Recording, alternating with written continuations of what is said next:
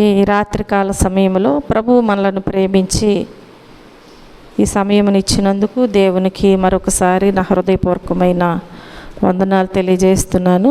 వాక్య భాగముగా కీర్తనల గ్రంథము 91వ అధ్యాయము, కీర్తనల గ్రంథము 91వ అధ్యాయము మొదటి వచనాన్ని మనం ధ్యానం చేసుకుందాం. మహోన్నతుని చాటున నివసించువాడే సర్వశక్తుని నీడను విశ్రమించువాడు. హల్లెలూయా. చూడండి ప్రియమైన దేవుని బిడ్డలారా, ఇక్కడ వాక్య భాగములో మనం జ్ఞాపకం చేసుకుంటే ఈ మొదటి వచ్చిన భాగములో మనకు తెలియచేస్తుంది కదా, మహోన్నతుని చాటున నివసించువాడే సర్వశక్తుని నీడను విశ్రమించువాడు. మొదటగా మనం చూస్తే మహోన్నతుడు కదా. మహోన్నతుడు అంటే విశ్వాసిని అన్ని ప్రమాదాలకు అందనంత పైకి ఎత్తగలిగినటువంటి వాడు. మహోన్నతుడంటే ఒక విశ్వాసిని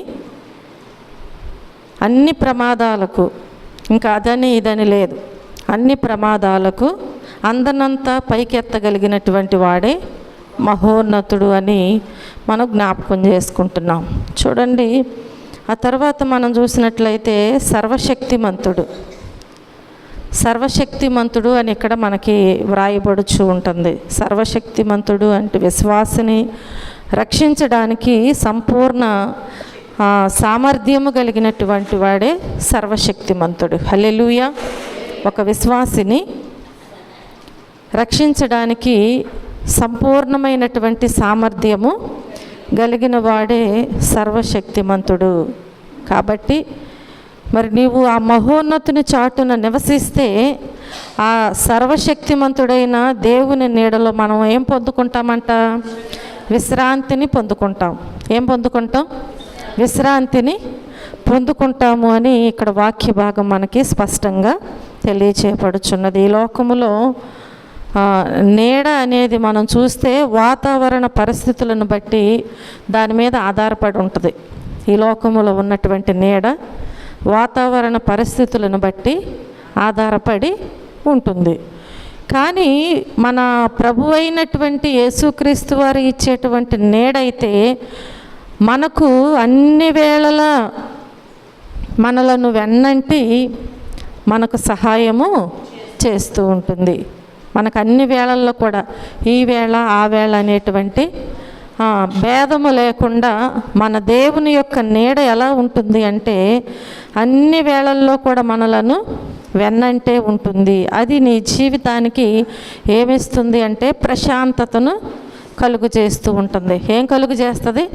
నీ జీవితానికి ప్రశాంతను కలుగు చేస్తూ ఉంటుంది. కనుక ఆ నీడ చెంతకు నీవు ఒకవేళ ఇంకా చేరలేకపోతే నీవు ఎప్పుడు చేరగలవు అని దేవుడు ఒక మాట మనల్ని ఈరోజు అడుగుతూ ఉంటున్నారు. ఈ మొదటి వచ్చిన భాగములో ఏమని అడుగుతున్నారు? ఒకవేళ నీవు ఇంతవరకు ప్రభువు ఇచ్చేటువంటి ఆ సర్వశక్తిమంతుడు ఇచ్చేటువంటి ఆ నీడలోనికి నీవు ఇంకా రానట్లయితే నీవు ఇంకెప్పుడు చేరగలవు? ఆయన పర్ణశాలలో ఎప్పుడు నీవు అడుగు పెట్టగలవు? ఆయన గుడారములో ఎప్పుడు నీవు ప్రవేశించగలవు కదా. ఇవన్నీ కూడా ఒక క్వశ్చన్ మార్కులే మన జీవితాల్లో. మనం జ్ఞాపకం చేసుకున్నట్లయితే ఇవన్నీ కూడా మన జీవితాలలో ఒక క్వశ్చన్ మార్కుగా మనకి కనిపిస్తూ ఉంటుంది. కాబట్టి ప్రియమైన దేవుని బిడ్డలారా, దేవుని వాక్య భాగములో మనం జ్ఞాపకం చేసుకున్నట్లయితే దేవుడు మనతో చక్కగా స్పష్టంగా మాట్లాడుచున్నారు. ఖచ్చితంగా శోధనలు ఆపదలు వస్తూనే ఉంటాయి కదా, ఖచ్చితంగా వస్తాయి. కనుక ఈ శోధనలు ఆపదలు వచ్చినప్పుడు మాత్రమే సమాధానము లేనటువంటి ప్రశ్నలాగా, పరిష్కారం లేని సమస్యలాగా మనం దానిని చూసి ఆ సమయంలోనే దేవుణ్ణి ఆశ్రయించటం అనేది కాదనమాట. మనం ఎప్పుడు కూడా ఏం చేయాలి? అన్ని సమయాలలో దేవుణ్ణి ఆశ్రయించాలి. కనుక మనకు శోధనలు ఆపదలు తప్పకుండా వస్తాయి. ఆ వచ్చినప్పుడు మాత్రమే మనం ఏం చేయాలంటే మనం కృంగిపోకుండా ఈ లోకంలో నీడైతే వాతావరణ పరిస్థితుల మీద ఆధారపడి ఉంటుంది, కానీ దేవుడిచ్చే నీడ మనకు ఎల్లప్పుడూ కూడా తోడుగా ఉంటుంది. కనుక ఆ నీడ చెంతకు వచ్చినటువంటి మనము దేవుని దగ్గర ఎంత మాత్రం కూడా ఆందోళన చెందటానికి వీల్లేదు. ఆందోళన చెందవద్దంటున్నాడు దేవుడు. ఎందుకని అంటే ఈ లోకంలో పరిస్థితులను బట్టి అయితే ఆందోళన చెందవచ్చు, కానీ దేవుని సన్నిధిలో ఆయనకు మనలను మనం అప్పగించుకున్నాం కాబట్టి మనం ఎట్టి పరిస్థితుల్లో కూడా ఆందోళన చెందటానికి వీల్లేదు అని ప్రభు పేట నేను మీకు మనవి చేస్తున్నాను. ఎందుకంటే ఆయన పర్ణశాల ఇంకెంతో దూరంలో లేనే లేదు. ఆయన గుడారము ఎక్కడుందంటే మన ముందే ఉంచబడింది. ఆయన గుడారం ఎక్కడుంది? మన ముందే ఉంచబడింది. కనుక ఆ పర్ణశాలను చేరగానే నీ కన్నీరు నాట్యముగా మారబోతుంది. హల్లెలూయా. నీ కన్నీరు ఎలా మారబోతుంది? నాట్యముగా మారబోతుంది. నీ దుఃఖ దినములు సమాప్తము కాబోతున్నాయి. ఎక్కడికి వస్తే చెప్పాలి? దేవుని యొక్క పర్ణశాలలోనికి వచ్చినట్లయితే ఆయన మన కన్నీటిని నాట్యముగా మార్చే దేవుడు, మన దుఃఖ దినములన్నీ కూడా సమాప్తము చేసే దేవుడు. హల్లెలూయా, హల్లెలూయా. చూడండి, కీర్తనల గ్రంథములో దేవుని వాక్యం తెలియచేయబడుచున్నది కదా. కీర్తనల గ్రంథము 27వ అధ్యాయము 5వ వచన భాగములో మనం చూస్తే, ఆపత్కాలమున ఆయన తన పర్ణశాలలో నన్ను దాచును, తన గుడారపు మాటున నన్ను దాచును, ఆశ్రయదుర్గము మీద ఆయన నన్ను ఎక్కించును. హల్లెలూయా. ఎక్కడ దాస్తాడంట దేవుడు? ఎక్కడ దాస్తాడంట? ఆపత్కాలములో ఆయన తన పర్ణశాలలో మనలను దాచే దేవుడు, ఈ మహోన్నతుడైన దేవుడు. హల్లెలూయా. కాబట్టి ప్రియమైన దేవుని బిడ్డలారా, మనకు ఆపదొచ్చిందని చెప్పి మనం ఆందోళన చెందటానికి వీల్లేదు. ఎప్పుడు చెందకుండా ఉండగలుగుతాము అంటే దేవుని నీడను ఆశ్రయించినప్పుడు మాత్రమే. ఒకవేళ ఈ లోకములో ఉన్న నీడలను మనం ఆశ్రయిస్తే అది మనకేమాత్రము కూడా ఆదుకోదు మన ఆపదల్లో. ఎప్పుడైతే దేవుని దగ్గరకు వస్తామో, ఆపత్కాలములో మనము ఉండి దేవుని దగ్గర మొరపెట్టుకుంటామో, మన దేవుడంట తన పర్ణశాలల్లో మనలను దాస్తారంట. తన గుడారపు మాటును నన్ను దాచును, ఆశ్రయదుర్గము మీద ఆయన నన్ను ఎక్కించును. హల్లెలూయా. ఆశ్రయ దుర్గం ఎవరంటే మన దేవుడే. ఆయన మనల్ని ఏం చేస్తారంట? భద్రపరుస్తూ ఉంటారు.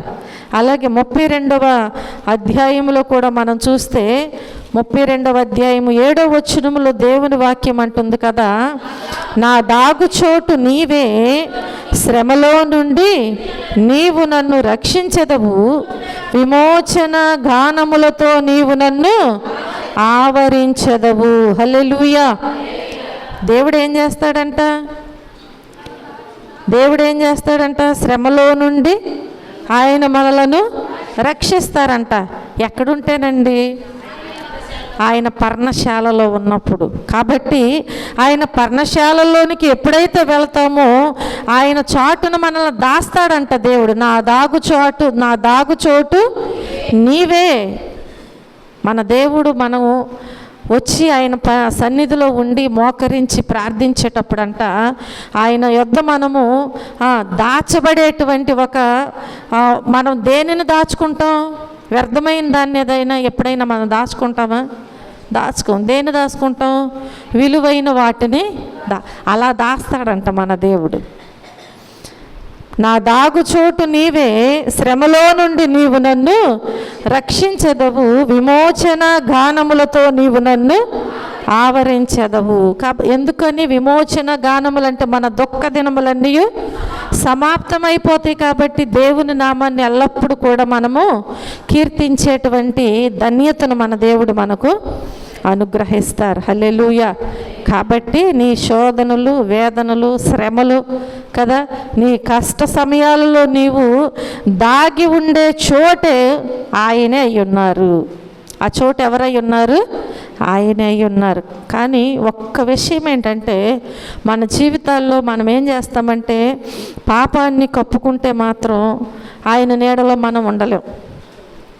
మనం ఏం చేస్తామంటే మన పాపాలను కప్పిపుచ్చుకుని నా దాగుచోటు నీవే ప్రభు, నేను ఆపదలో ఉన్నాను, కష్టంలో ఉన్నాను, నాకు సహాయము చెయ్యి, నాకు నీవే నీడనైనా అని మనం వస్తాం. కానీ దేవుని కృపను మనము పొందుకోలేకపోతున్నాం. కాబట్టి ప్రియమైన దేవుని బిడ్డలారా, దేవుడిచ్చేటువంటి సహాయం అంటే శ్రమలో నుండి మనం తప్పించబడాలి అన్నా, నా దాగుచోటు నీవే ప్రభు అని మనం మొరపెట్టుకోవాలి అన్నా, ఆపత్కాలంలో ఆయన పర్ణశాలలో మనం దాచబడాలి అన్నా, తన గుడారపు మాటును మన దేవుడు మనలను దాచాలి అన్నా, పాపాన్ని కప్పుకుంటే మాత్రం ఆయన నీడలో మనం దాగి ఉండి సేద తీరేటువంటి అవకాశము ఎవ్వరికి ఉండదు.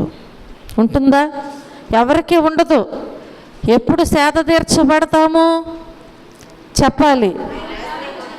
ఎప్పుడు సేద తీర్చబడతాం? మన పాపములను కప్పుకొనకుండా ఒప్పుకొని విడిచిపెట్టినప్పుడు మాత్రమే మనము ధైర్యంతో దేవుని దగ్గరికి వెళ్ళి సేద తీర్చబడతాం. ధైర్యం లేకోకుండా మనం వెళ్ళి సేద తీర్చబడాలి అనుకున్నా అక్కడ మనము ఉండలేము అసలు. కాబట్టి ఈ రాత్రికాల సమయంలో కనీసం ఆ పర్ణశాల దరిదాపుల్లో కూడా చేరలేని పరిస్థితుల్లో ఒకవేళ నీవు ఉంటున్నావా? లేదంటే ఒకవేళ దేవుని యొద్దకు నేను ధైర్యంగా వెళ్ళగలను అనేటువంటి ధైర్యము నీకుందా? ఒకసారి పరిశీలన చేసుకోవాలి. ఒకవేళ అలా లేనప్పుడైతే దేవుని యొద్దకు నేను వెళ్ళాలి, ఆయన పర్ణశాలలో నేను దాచబడాలి అని చెప్పి నీవు అనుకున్నట్లయితే ఇప్పుడు మనం ఏం చేయాలి? మనలో ఉన్న పాపములను మనము కప్పుకోకుండా ఒప్పుకోవాలి. ఒప్పుకుని వాటిని విడిచిపెట్టినట్లయితే తప్పకుండా మనము ఆయన నీడల్లో దాగి ఉండగలుగుతాము. ఆయన దగ్గర చేదదీరేటువంటి ధన్యతను మనము పొందుకుంటాం. హల్లెలూయా. ఆయన పర్ణశాలలో నీవు ఉండాలంటే పాపాన్ని విడిచిపెట్టి ఎక్కడికి రావాలి అంటే దేవుని యొక్క పాదాల చెంతకు చేర్చబడాలి. అలాగూ మనం ఎప్పుడైతే చేర్చబడతామో అప్పుడు తప్పకుండా దేవుడు మన కన్నీరు తుడుస్తారు, మన మొర్ర దేవుడు ఆలకిస్తారు. మనకు తెలుసు కదా, ఎవరు తనలో ఉన్నటువంటి పాపాన్ని కప్పిపుచ్చుకోకుండా ప్రార్థన చేస్తుంది అంటే బైబిల్ భాగంలో మనం జ్ఞాపకం చేసుకుంటే సుంకరి ప్రార్థన చేస్తాడు కదా. సుంకరి ప్రార్థన చేస్తాడు. ఆయన ఏమని ప్రార్థన చేస్తున్నాడు? దూరముగా నిలుచుండి ఆకాశము వైపు కన్నులెత్తి, ఆయనకు ధైర్యం చాలట్లేదంట అస్సలు. తనలో ఉన్న పాపాన్ని విడిచిపెట్టాడు, అయినా కానీ ఇంకా ధైర్యం చాలట్లేదని చెప్పి దేవుని దగ్గర మొర్ర పెట్టుకుంటున్నాడు. ఈ పాపిని క్షమించయ్యా అని దేవుని దగ్గర ప్రార్థన చేస్తున్నాడు. ఆ సుంకరి చేసినటువంటి ఆ చిన్న ప్రార్థన ఇప్పుడు మనం జ్ఞాపకం చేసుకుంటే అక్కడున్నటువంటి పర్ణశాల ద్వారాలంట వాటంతటవే తెరవబడినాయి అంట. హల్లెలూయా. ఇద్దరు వ్యక్తులు చేస్తున్నారు అక్కడ. సుంకరి ప్రార్థన మాత్రమే దేవుడు ఆలకించారు. పరిసయ్యుడు ఏమని చేస్తున్నాడు? తను తాను హెచ్చించుకుంటున్నాడు. నాకు అన్నీ తెలుసు అన్నట్లుగా ఏం చేస్తున్నాడు? హెచ్చించుకుంటూ ఉంటున్నాడు. అంతేకాదు తను ఏం చేస్తున్నాడు అంటే ఆయన ఎన్నిసార్లు ఉపవాసం ఉంటున్నాడు, దేవునికి దేనిలో ఎంతెంత భాగాలు ఇస్తున్నాడు, ఇంకా చాలా విషయాలు ఏం చేస్తున్నాడంటే తనకు తానే హెచ్చించుకుంటూ ఈ సుంకరి వంటి వాడను కూడా నేను కాను ప్రభువా అంటున్నాడు కదా. అంటే ఇప్పుడు ఏం చేస్తున్నాడు? తనకు తెలియకుండానే తన ప్రక్కనున్న వ్యక్తికి తీర్పు తీరుస్తున్నాడు. దానినే అంటారు కదా, మన కంట్లో దూలం పెట్టుకుని ఎదుటి వారి కంట్లో నలుసుని వెతకనేలా అని దాన్నే అంటారు. కాబట్టి తీర్పు తీర్చేది ఎవరై ఉన్నారంటే దేవుడే. మనం తీర్పు తీర్చటానికి అసలు మనమే పాటి వారమే. కనుక ప్రియమైన దేవుని బిడ్డలారా, మొదట మనలను మనం సరిచేసుకోవాలి, మనలను మనం సరిదిద్దుకోవాలి. దేవుని ఎదుట నిలబడగలిగేటువంటి ధైర్యం నాకు ఉందా లేదా, ఆ కృప నాకు ఉందా లేదా అని చెప్పి మనం ఏం చేయాలి? పరిశోధించుకుని తెలుసుకోవాలి. హల్లెలూయా. అలాగూ ఈ సుంకరి తెలుసుకున్నాడు. కాబట్టి ఈ సుంకరి ఏం చేస్తున్నాడు అంటే దూరమున నిలుచుండి దేవుని దగ్గర ప్రార్థన చేస్తుంటే దేవుడు ఇప్పుడు సుంకరి చేసిన చిన్న ప్రార్థన ఆలకించి పర్ణశాల ద్వారాలు వాటంతటవే తెరుచుకునేటట్లుగా ఆయనలో ఉన్న ప్రార్థన చేసిందంట. హల్లెలూయా. మనలో ఉన్న ప్రార్థన కూడా మన దేవుడు ఆలకించేదిగా ఉండాలి. అంటే మనం చేసే ప్రార్థన మన దేవుని యొద్దకు చేర్చబడేదిగా ఉండాలి. హల్లెలూయా, హల్లెలూయా. మన నిజ జీవితాన్ని దేవుని సన్నిధిలో మనం ఏం చేయాలంటే, అందుకే ఎల్లప్పుడూ కూడా సొంకరి వలె ఒప్పుకోవాలి. దేవుని దగ్గర ఏం చేయాలి? మన నిజ జీవితాన్ని ఒప్పుకోవాలి. ఒప్పుకోకుండా కప్పుకుంటే మనం ఏమాత్రం కూడా దేవుని సన్నిధిలో నిలబడలేము. ఆ చల్లని నీడలో నిత్యము కూడా విశ్రాంతిని మనము పొందుకోగలుగుతాం. ఎప్పుడంటే సొంకరి వలె ప్రార్థన చేసినప్పుడు. ఒకవేళ పరిసయ్యుడి వలె ప్రార్థన చేస్తే దేవుని కృపను మనము పొందుకోలేము, ఎంత మాత్రం కూడా పొందుకోలేము. కనుక మనం ప్రార్థన చేసేటప్పుడు సుంకరి ఎలా ప్రార్థన చేశాడు అనేది మనం ఆలకించి ఆ విషయంలో మనం దేవుని దగ్గర ప్రార్థించినట్లయితే దేవుడు మన ప్రార్థనకు ప్రతిఫలాన్ని తప్పకుండా అనుగ్రహిస్తారు అని ప్రభు పేట నేను మీకు మనవి చేస్తున్నాను. హల్లెలూయా. మొదటి వచ్చిన భాగంలో మనం ఈ విషయాలన్నీ చూస్తున్నాం. రెండవ వచ్చిన భాగంలో చూస్తే,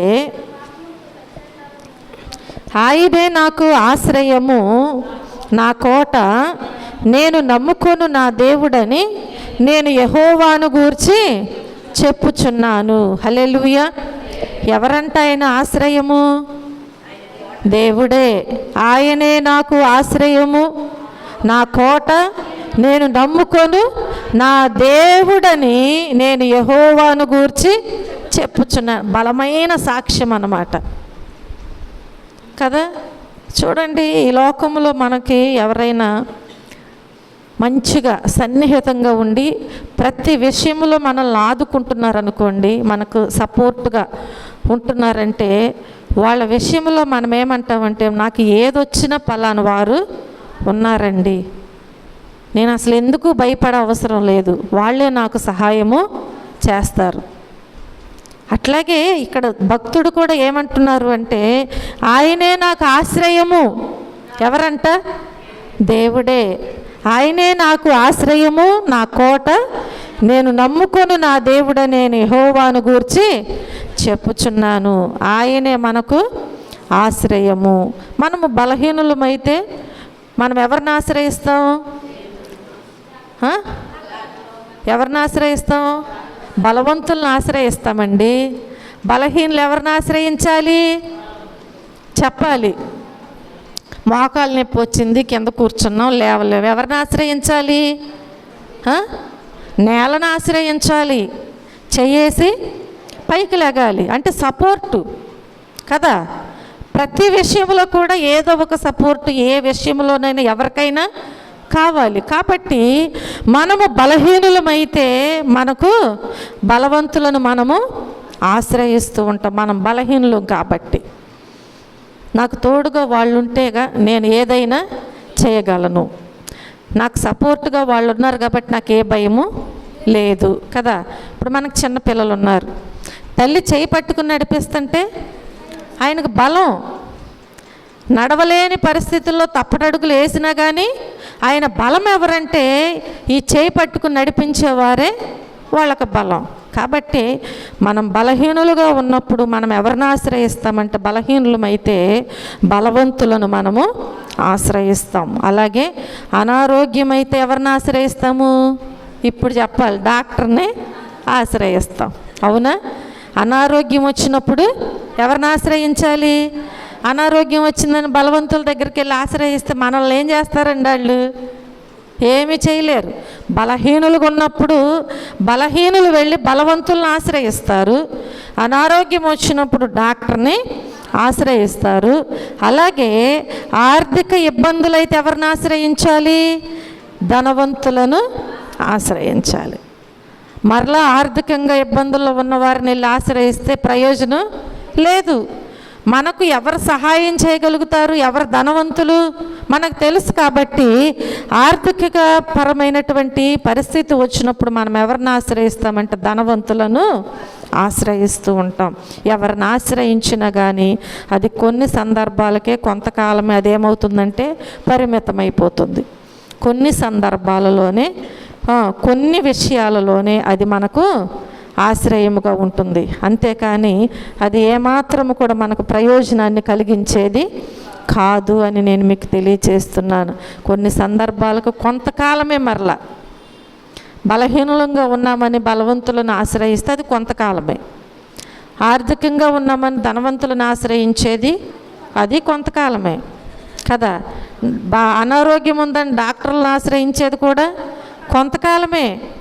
మనకు తెలుసు కదా, రక్తస్రావ రోగము కలిగిన స్త్రీ ఏం చేసింది? డబ్బులున్నంతసేపు తిరిగింది, ధనమంతా అయిపోయింది. ఇప్పుడు డాక్టర్ దగ్గరికి వెళ్ళాలంటే ఫీజు కట్టాలి, ముందు లోపలికి వెళ్ళాలంటే. మందుల మాట పక్కన పెట్టిన ముందు ఏం చేయాలి? డాక్టర్కి మన బాధ చెప్పుకోవాలంటే ఫీజు చెల్లించాలి. కాబట్టి అది కూడా కొంతకాలమే. మన దగ్గర డబ్బులు ఉన్నంతకాలమే వెళ్ళగలుగుతాం, ఫ్రీగా ఎవరు చూడరు. కాబట్టి ప్రియమైన దేవుని బిడ్డలారు, ఇవి ఏవైనా సరే కొంతకాలం మాత్రమే పరిమితమై ఉన్నవి. అయితే మన ప్రతి పరిస్థితి యందు, ప్రతి సమయం యందు శాశ్వత కాలము ఆశ్రయించగలిగేవాడు మనకు ఒకడున్నారు కదా. ఎవరైనా చెప్పాలి, ఆయనే మహోన్నతుడు, హల్లెలూయా, సర్వశక్తిమంతుడు. అలాగే మనకు అన్ని పరిస్థితుల యందు చాలిన దేవుడు, హల్లెలూయా.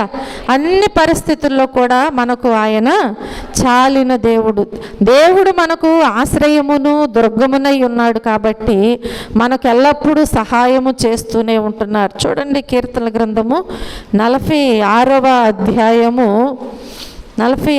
అధ్యాయము మొదటి వచనములో మనం చూస్తే, దేవుడు మనకు ఆశ్రయమును దుర్గమునునై ఉన్నాడు, ఆపత్కాలములో ఆయన నమ్ముకొనదగిన సహాయకుడు, హల్లెలూయా. దేవుడు మనకేమై ఉన్నారంట? ఆశ్రయమును దుర్గమునై ఉన్నాడు, ఆపత్కాలములో ఆయన నమ్ముకొనదగిన సహాయకుడు, హల్లెలూయా. కాబట్టి నీ శోధన కాలములో ఆయనే ఒక బలమైనటువంటి స్థిరమైన కొండ అని మనం మర్చిపోవటానికి వీల్లేదు. ఆయనే మనకేమై ఉన్నారు? ఒక బలమైన స్థిరమైన కొండ. కాబట్టి దానిలోనికి ప్రవేశించి మనము సురక్షితముగా ఉండగలుగుతాం. మనకు అక్కడ ఏ ఆశ్రయము లేకుండా మన మీదకి శత్రువులు వస్తున్నప్పుడు మనం అలాగే ఉంటే, మనకేదైనా కాపుగా ఉండకుండా ఉంటే మనకు అక్కడ సురక్షితమైనటువంటి పరిస్థితులు కనిపిస్తాయా? కనిపించవు. కాబట్టి మనకు సురక్షితముగా మనం ఎక్కడ ఉండగలము అంటే, ఆ బలమైనటువంటి స్థిరమైనటువంటి ఆ కొండ ఆశ్రయ దుర్గమైనటువంటి ఆయన చెంత చేరినప్పుడు, దానిలోనికి ప్రవేశించినప్పుడు మాత్రమే మనము సురక్షితముగా ఉండగలుగుతాం, హల్లెలూయా. సామెతల గ్రంథములో దేవుని వాక్యం తెలియజేయబడుచున్నది కదా. సామెతల గ్రంథము 18వ అధ్యాయము 10వ వచనములో మనం చూస్తే, యెహోవా నామము బలమైన దుర్గము, నీతిమంతుడు అందులోనికి పరుగెత్తి సురక్షితముగా నుండును, హల్లెలూయా. యెహోవా నామము ఏమై ఉన్నదంట? బలమైన దుర్గం అంట. యెహోవా నామము బలమైన దుర్గము. ఆ బలమైన దుర్గములోనికి ఎవరు వెళ్ళగలరు అంటే నీతిమంతులు మాత్రమే. నీతిమంతుడు అందులోనికి పరుగెత్తుకెళ్ళి సురక్షితముగా ఉండగలడంట. అంటే అనీతిమంతుడు వెళ్ళలేడనే కదా అర్థం. దేవుని వాక్యము అక్కడ స్పష్టంగా వ్రాయబడింది. అంటే నీతిమంతుడు అందులోనికి వెళ్ళి సురక్షితముగా ఉండగలరు అని దేవుని వాక్యం తెలియజేస్తుంది. అంటే ఒకవేళ మనము సుంకరి వలె ప్రార్థన చేయకుండా, పరిసేయుడి వలె మన పాపాలు మనం దాచిపెట్టుకుని అందులోనికి మనం పరిగెత్తాలని చెప్పి, బలమైన దుర్గము కదా అని మనం పరిగెత్తుకుంటూ వెళ్ళినా కానీ దానిలోనికి చేరలేము, ఆ నీడను ఆశ్రయించలేమంట. అది మనకు సురక్షితమైనటువంటి ఆ స్థితిని మనకు అది ఇవ్వదు. కాబట్టి ప్రియమైన దేవుని బిడ్డలారా, యెహోవా నామము బలమైన దుర్గమని గ్రహించినటువంటి నీవు నీలో ఉన్న ప్రతి పాపాన్ని కూడా ఒప్పుకొని విడిచిపెట్టాలి. అప్పుడు తప్పకుండా నీవు ఆ బలమైన దుర్గములోనికి నీ వెనక ఏ శత్రువు అంటే ఆపద లాంటిదే కావచ్చు, బలహీనతల లాంటిదే కావచ్చు, ఆర్థిక పరిస్థితుల లాంటిదే కావచ్చు, అపవాది ఒకవేళ ఆధ్యాత్మిక జీవితాన్ని పాడు చేసే స్థితే కావచ్చు, ఏదైనా కావచ్చు, నీ వెంట పడుచున్నప్పుడు నువ్వు పరిగెత్తుకుంటూ వెళ్ళి సురక్షితముగా దానిలో నీవు నివసించగలవు. హల్లెలూయా, హల్లెలూయా. చూడండి, మనం చూస్తే ఆయనే మనకు కోట. అవునా? ఆయనే మనకు కోట అని దేవుని వాక్యం సెలవిస్తుంది. మనకేమై ఉన్నారంట? ఆయనే మనకు కోటగా ఉన్నారు. ఈ లోకంలో ఏ రాజ్యపు కోటలనైనా శత్రు సైన్యము దాన్ని ఛేదించవచ్చు. అవునా? ఎలాంటి కోటనైనా సరే ఏం చేస్తారు? శత్రు సైన్యము ఒకవేళ వాటిని ధ్వంసం చేయాలి అని అనుకున్నప్పుడు అది ఎలాంటి కోట అయినా కానీ బలమైనటువంటి ఒక సైన్యముగా వచ్చినప్పుడు ఎలాంటి కోటనైనా పడద్రోయగలవచ్చు, ఛేదించవచ్చు. కానీ ఆయనే మనకు కోటగా ఉన్నాడు. అసలు అంటే మనుషుల చేత నిర్మించబడినటువంటి గోడలు కాదు కోట అంటే. అర్థమైందా?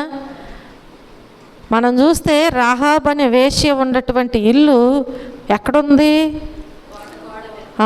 ఒక గోడ మీద ఇల్లు కట్టబడింది. అంటే ఎంత వెడల్పో, ఎంత బలమైనటువంటి కోట గోడో చూడండి. కాబట్టి ఇలాంటి వాటినైనా శత్రువు ఛేదించవచ్చు. కానీ ఇక్కడ దేవుని వాక్యం ఏమంటుంది అంటే ఆయనే మనకు కోటగా ఉన్నాడంట. ఆయనే మనకు కోటగా అంటే ఎవరు? మన ప్రభువైన యేసుక్రీస్తు వారే మనకు కోటగా ఉన్నారు. కాబట్టి సాతాను ఒకవేళ ఎన్ని బాణములు ఎక్కుపెట్టినా కానీ ఆ కోటను ఛేదించుకుని లోపలికి రావటం అనేది అసాధ్యము. హల్లెలూయా, హల్లెలూయా. ఎన్ని బాణములు ఒకవేళ అది ఎక్కుపెట్టినా కానీ ఆ కోటను ఛేదించి లోనికి రావడం అనేది అసాధ్యం. ఎందుకంటే ఆ బలమైనటువంటి కోట ఎవరు అంటే మన ప్రభువు అయిన యేసుక్రీస్తే. సాతానుని తుత్తునీలుగా చేయగలిగేటువంటి దేవుడు మనకున్నప్పుడు ఆయనను దాటి మన దగ్గరకు రావటానికి ఏది కూడా రాలేదు.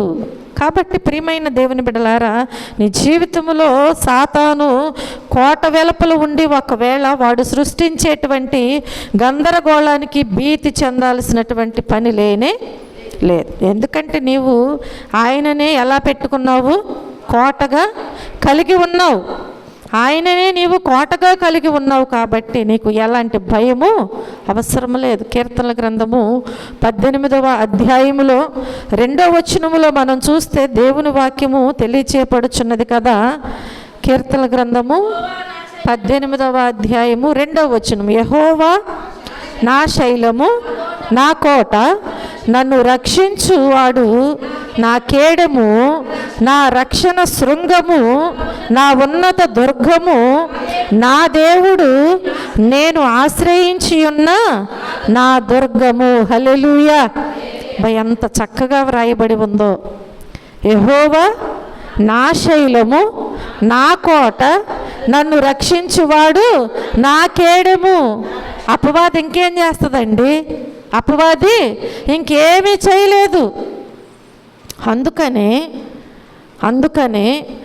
గొలియాతు ఎన్నో ఆయుధాలతో బయలుదేరినప్పటికీ బాలుడైన దావీదు, నా కోట నీవే ప్రభువా, నా ఆశ్రయ దుర్గము నీవై ఉన్నావు, అలాగే నన్ను రక్షించు, నా కేడము నీవై ఉన్నావు, నా రక్షణ శృంగము నీవై ఉన్నావు, నా ఉన్నత దుర్గము నీవై ఉన్నావు, నా దేవుడు, నేను ఆశ్రయించిన నా దుర్గము అని ఆయన బలవంతుడైనటువంటి దేవుని మీద ఆధారపడి ముందుకు వెళ్ళాడు. కనుక ఎన్ని ఆయుధాలతో వచ్చినా కానీ దావీదుని ఏమీ చేయలేకపోయాడు.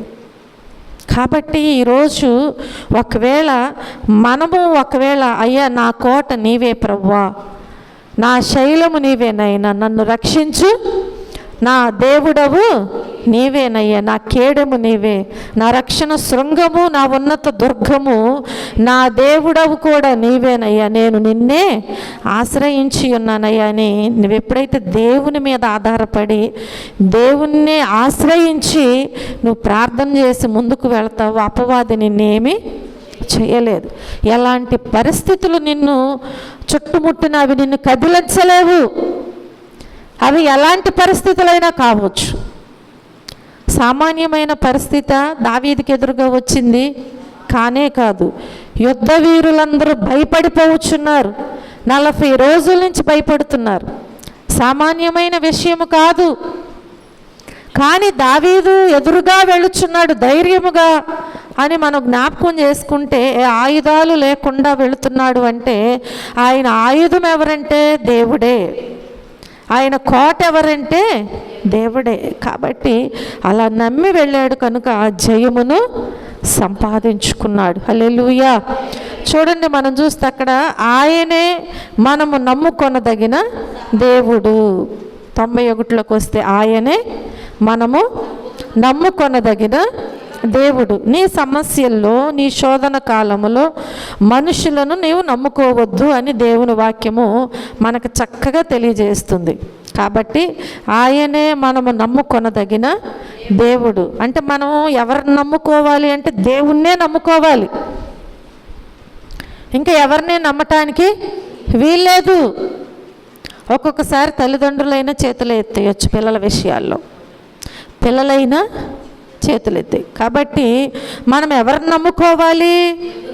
మన సమస్యల్లో, శోధన కాలంలో మనం మనుషులను నమ్ముకోవటానికి వీల్లేదు. ఎవరిని నమ్ముకోవాలంటే దేవుణ్ణి మాత్రం. ఎందుకంటే అనేక సందర్భాలలో నీ బలహీనతలను వారి బలముగా మార్చుకొని నిన్ను మరింత బలహీనపరిచేటువంటి అవకాశం ఉందని చెప్పి ప్రభువు పేట నేను మీకు మనవి చేస్తున్నాను. కనుక సమస్యలు వచ్చినప్పుడు మనం కృంగిపోవద్దు.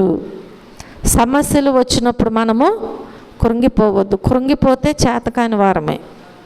సమస్యలు వస్తే ఎవరికైనా వస్తాయి. ప్రార్థన చేసేవారికి రావు అనటానికి వీల్లేదు. బైబిల్లో భక్తులకు సహితము సమస్యలు వచ్చినాయి, శోధనలు వచ్చినాయి, బలహీనతలు వచ్చినాయి. ఈ లోకములో మనుషులకు ఏది రాదు అనటానికి వీల్లేదు. కానీ ఏమంటున్నారంటే మీ రోగాలు పోవాలా, మీ అప్పులు పోవాలా. అప్పులు ఉంటే బ్రతికినంతకాలం, రోగాలు మనం జీవముతో ఉన్నంతకాలం మన శరీరాన్ని అంటుకునే ఉంటాయి. ఏ రోగము లేని వారు ఎవరు ఉండరు. మనిషికి ఒక రకమైనటువంటి బలహీనత ఉంటుంది, అందరికీ ఉంటాయి. కాబట్టి ప్రియమైన దేవుని బిడ్డలారా, నీ సమస్యల్లో, శోధన కాలంలో నీవు మనుషుల్ని ఆశ్రయించవద్దు. అనేక సందర్భాల్లో నీ బలహీనతలను వారి బలముగా మార్చుకుంటారు. నిన్ను మరింత బలహీనపరిచే అవకాశం కూడా వస్తుంది. కనుక సమస్యలు వచ్చినప్పుడు మనం కృంగిపోవటానికి వీల్లేదు. ఎందుకంటే మనం రాజాది రాజు బిడ్డలమై ఉన్నాం. ఎవరి పిల్లలమై ఉన్నాం? రాజాది రాజు యొక్క పిల్లలం. కాబట్టి ఆయన పిల్లలు ఎవరు అన్నమాట? రాజాది రాజు యొక్క పిల్లలు ఏమంటారండి? యువరాజులు అంటారా లేదా? హల్లెలూయా. కాబట్టి ఇప్పుడు మనం ఎవరమై ఉన్నాము? ఎవరమై ఉన్నామండి? యువరాజులమై ఉన్నాం. మరి మనం ఎందుకు భయపడాలి? ఏ విషయంలో భయపడటానికి వీళ్ళే. చూడండి, వాక్య భాగములో కీర్తనల గ్రంథము 146వ అధ్యాయము 3వ వచనములో మనం చూస్తే,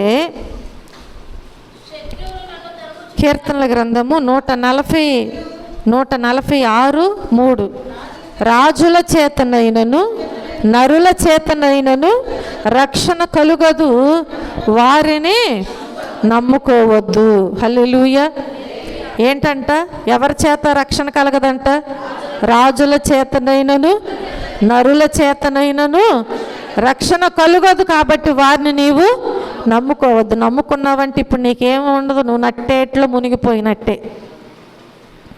నమ్మేవంటే నిన్ను వారేం చేస్తారండి? నట్టేట్లో ముంచేస్తారు. అంటే ఏంటి? వారిని నమ్ముకుని వారితో ప్రయాణం చేస్తే మధ్యలో చెయ్యి విడిచిపెడతారు అని అర్థం.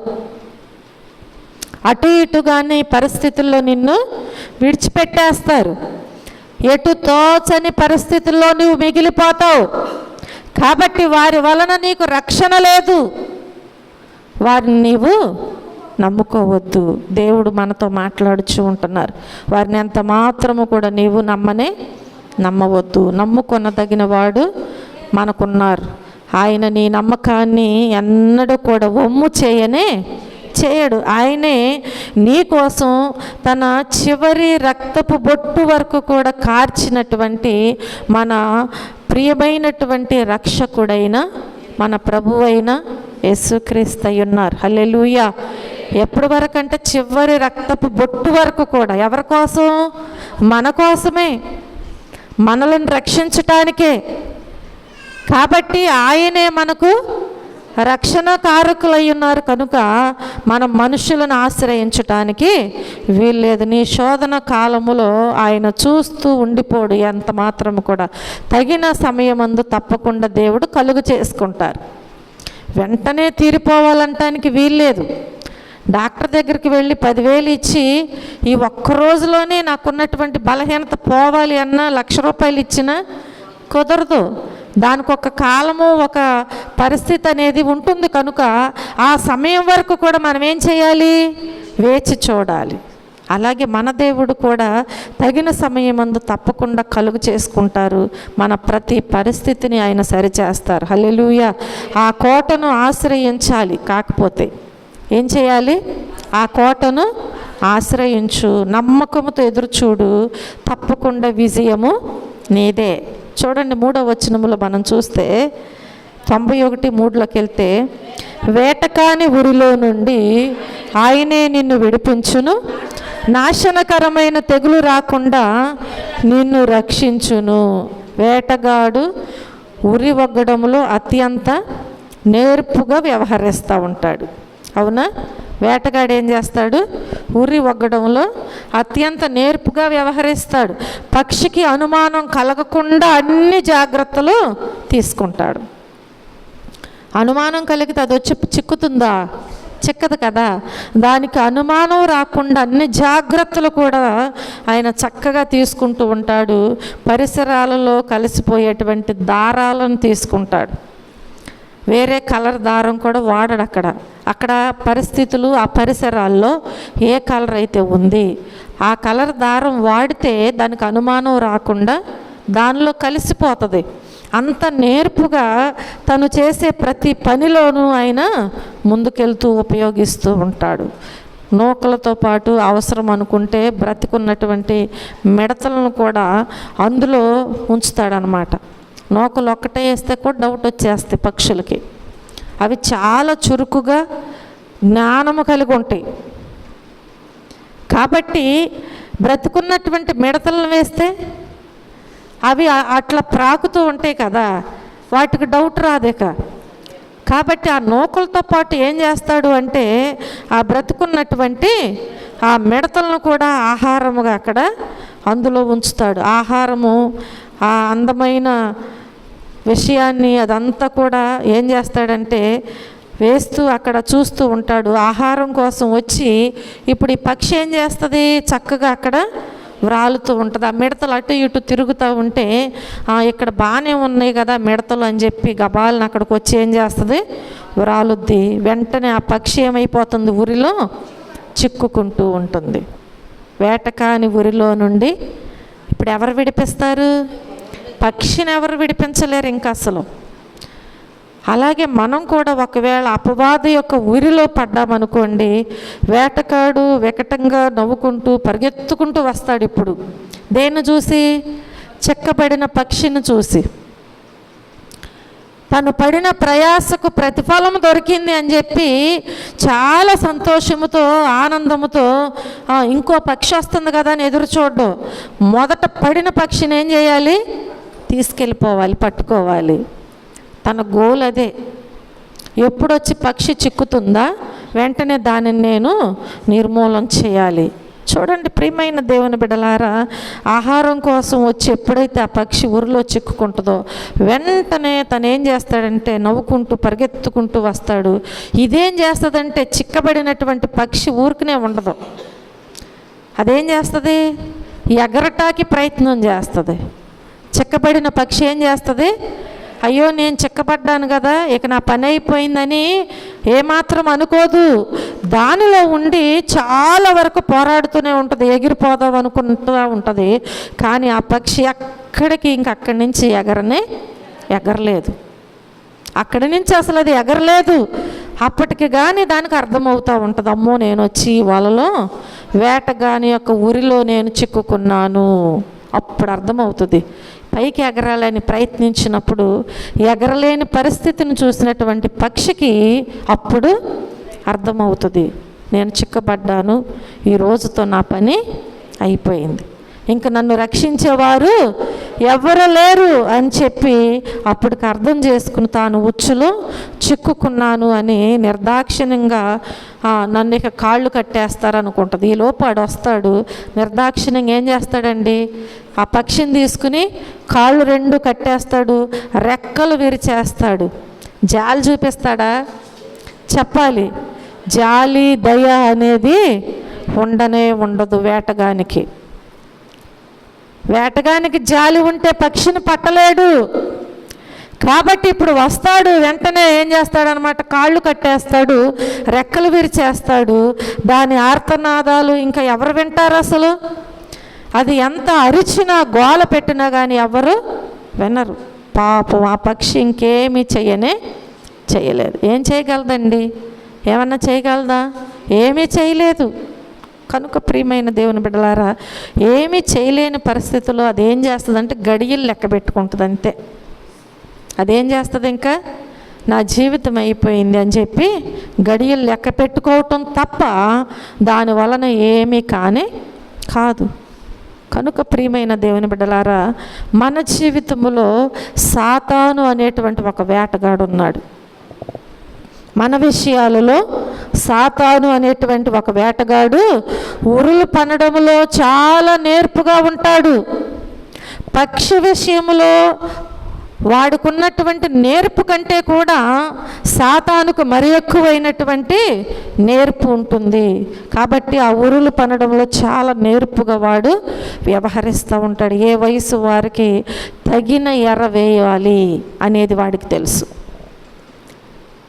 చిన్నపిల్లలకి ఎలాంటి వేరే, యవనస్తులకు ఎలాంటిది కదా, నడిప్రాయము, వృద్ధాప్యము, ఏ వయసులో ఉన్నవారికి ఎలాంటి ఎరను ఆ వయసు వారికి సిద్ధం చేసి సులభంగా వారిని ఆ ఉచ్చులోనికి, ఆ ఊరిలోనికి లాగేస్తాడు.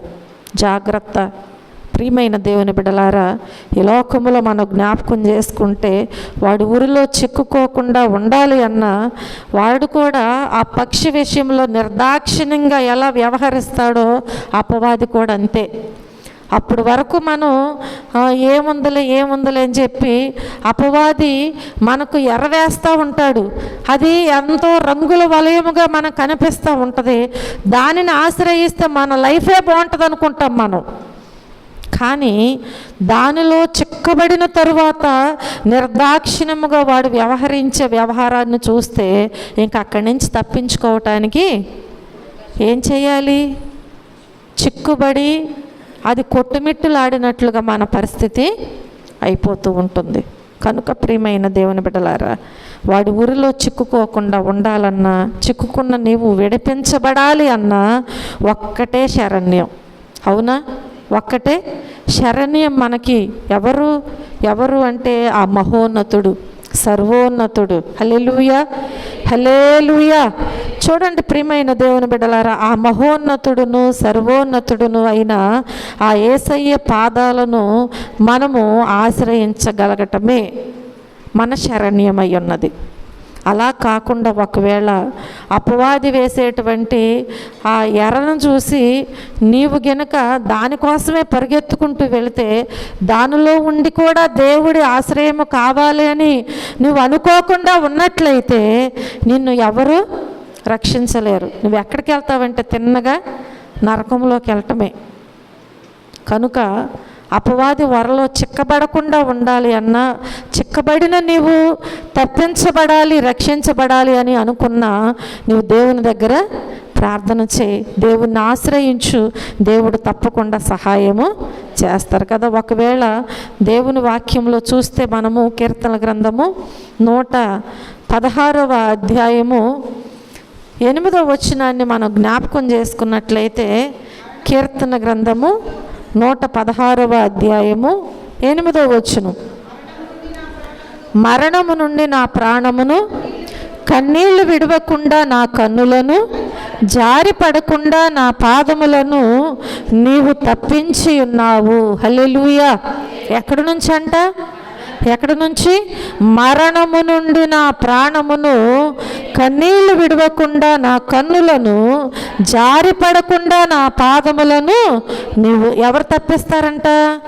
మరణము నుంచైనా, కన్నీళ్ళ నుంచైనా కదా, జారిపడే పరిస్థితుల నుంచైనా ఎవరు తప్పిస్తారు అంటే మన దేవుడే మనల్ని తప్పిస్తారు. అంతేకాని అపవాది నీ మీద జాలి చూపించడు. ఒక పక్షి ఏ విధముగా చెక్కబడిన తరువాత ఇబ్బందులు పడుతుందో అంతకంటే ఎక్కువ ఇబ్బందులు మనము పడవలసి వస్తుంది. కనుక వీటన్నిటి నుంచి తప్పించేటువంటి దేవుని చెంత మనము చేరాలి. ఒకవేళ ఆయన గుడారం మాటను నీవు ఉన్నట్లయితే ఏ విషయంలో కూడా నీవు భయపడవలసిన అవసరం లేదు. వాడేమి చెయ్యలేడు. ఎక్కడుంటే? దేవుని యొక్క గుడారములో నీవు ఉన్నట్లయితే. అపవాది నిన్ను గుడారములోకి వచ్చి ఆయన చాటున నీవు ఉన్నట్లయితే, ఆయనే నీ కోటగా, నీ దుర్గముగా ఉంటే ఆయనను దాటుకుని వచ్చి నిన్నేమీ చేయలేడు. కనుక ప్రియమైన దేవుని బిడ్డలారా, నీకు విరోధముగా రూపించబడిన ఏ ఆయుధము వర్ధిల్లదు. దేవుని వాక్యం సెలవిస్తుంది. కనుక ఈ లోకములో అపవాది విరోధముగా ఏ ఆయుధాన్ని రూపించినా కానీ అది మనల్ని ఏమీ చేయలేదు. కనుక మొర్దెకై కోసం మనం జ్ఞాపకం చేసుకుంటే, మొర్దెకై కోసం ఏం చేశారండి? ఉరి కంబాన్ని సిద్ధపరిచారు. అవునా? మొర్దెకై కోసం ఏం పాపం చేశాడు? ఏది చేయలేదు. కానీ ఆయన ఎవరిని ఆశ్రయించాడు? ఎవరు ఆయన కోట, ఆయన దుర్గము? దేవుడే. దేవుని మీద ఆధారపడి నీతిగా జీవిస్తున్నాడు. కనుక మొర్దెకై కోసము ఉరికంబము సిద్ధం చేయబడింది. దానిని సిద్ధం చేయించినటువంటి హామానునే ఆ ఉరికంబము ఎక్కాల్సి వచ్చింది. హల్లెలూయా. కాబట్టి నీకు విరోధముగా రూపించబడిన ఏ ఆయుధము వర్ధిల్లదు. అపవాది ఒకవేళ నిన్ను ఏదైనా చేయాలని అనుకుంటే తిరిగి వాడికే వస్తుందంట ఆ అపాయం. నీ వద్దకు రానే రాదు. ఎందుకని? నీ నీతి నీకు కాపుగా ఉంటుంది. నీవు నమ్ముకున్న నీ దేవుడు నిన్ను రక్షిస్తాడు, నీ ప్రాణమును కాపాడుతాడు, మరణములోనికి వెళ్ళనీయకుండా. మొర్దెకైని దేవుడు ఏం చేశాడు? మరణములోనికి వెళ్ళనీయకుండా కాపాడి ఉన్నారు. హల్లెలూయా. ఆయన నిన్ను విడిపించే దేవుడు అన్నమాట. ఆయన నిన్ను విడిపించే దేవుడు. కాబట్టి ఇశ్రాయేలు ప్రజలు ఐగుప్తులో ఏ విధముగా నాశనకరమైనటువంటి తెగులు రాకోకుండా నీడను ఆశ్రయించి ఉన్నారు. ఐగుప్తులో ఇశ్రాయేలు ప్రజలు ఏం చేశారు? ప్రజలకు ఏ విధముగా కూడా నాశనకరమైన తెగులు రాకుండా వారిని దేవుడు రక్షించాడో మనకు తెలుసు కదా. ఎందుకండి? ఆయన నిన్ను విడిపించే దేవుడు. ఏ తెగులు రాకుండా ఆయన నిన్ను ఆ విధముగా ఆయన నిన్ను రక్షించగలడు. నీవు చేయవలసిందల్లా కూడా ఆ సర్వశక్తి నీడను ఆశ్రయించటం మాత్రమే. హల్లెలూయా. హల్లెలూయా. ఆశ్రయిద్దామా లేదా? మరి ఆశ్రయించాలి. నువ్వు సురక్షితముగా ఉండాలి అన్నా, దేవుని కాపుదల నీకు కావాలి అన్నా, అపవాది ఉరిలో నుంచి నీవు తప్పించబడాలి అన్నా, నీవు తప్పకుండా దేవుణ్ణి ఆశ్రయించాలి. అలాగే దేవుని ఆశ్రయించు. దేవుడిచ్చే కృపను నీవు పొందుకో, దేవుడిచ్చే ధన్యతను నీవు సంపాదించుకో, దేవుడిచ్చే ఆశీర్వాదాలు సంపాదించుకో. తప్పకుండా నీవు దేవునిలో వర్ధిల్లుతూ ఉంటావు. హల్లెలూయా. హల్లెలూయా. దేవుడు మనకు అట్టి కృపను అనుగ్రహించును గాక. ఆమేన్. ప్రార్థన చేసుకుందాం.